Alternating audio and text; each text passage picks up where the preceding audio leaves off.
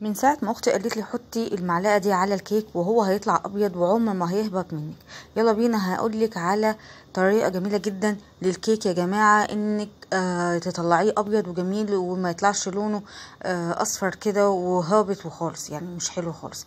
بص بقى استكل، اول حاجة حطيت 3 بيضات وحطيت ظرفين من الفانيليا او 3 وحطيت معلقة من الخل.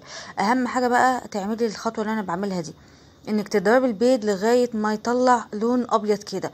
يعني لو ما عندكيش مضرب كهربائي اعملي زي ما انا بعمل بالظبط، نفس التكنيك بالظبط.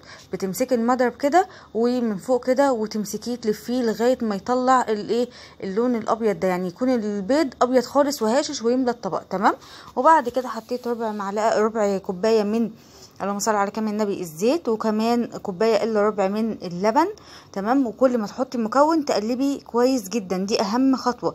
وكمان حطيت كوبايه ونص من الدقيق، اللهم صل على كامل النبي، ظرف من البيكنج باودر، وطبعا رشه من الملح. بس هي دي كل المكونات. يعني عملنا الكيكه دي بكوبايه ونص من الدقيق بس.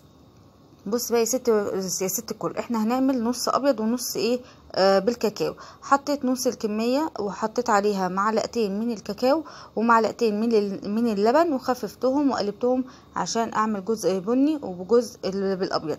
يعني احنا الكيكه دي يا جماعه عملنا 3 بيضات و3 اظرف من الفانيليا، والمعلقه الخطيره اللي انا قلت لك عليها معلقه الخل.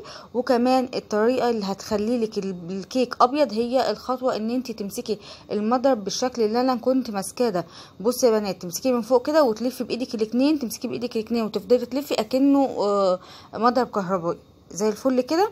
يا رب تكوني كده فاهماني. ودي الخطوه دي اول ما البيض يبقى لونه ابيض وهاشش ومالي الطبق كده، يبقى خلاص اضمني ان شاء الله بامر الله ان الكيك بتاعك هيطلع ابيض وما شاء الله منتفخ ويهاشش ومش مش هيهبط منك ابدا.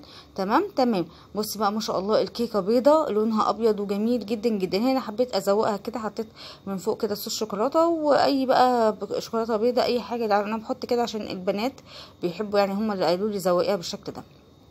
عندك بقى اي حاجه هتحطيها. بصي ما شاء الله لونها ابيض وجميل جدا وهشه. اخت ايه، بنتي بتقولي ان هي ما شاء الله بتدوب في البق دوب، يعني بتدوب جدا وناعمه، وبتقولي طريه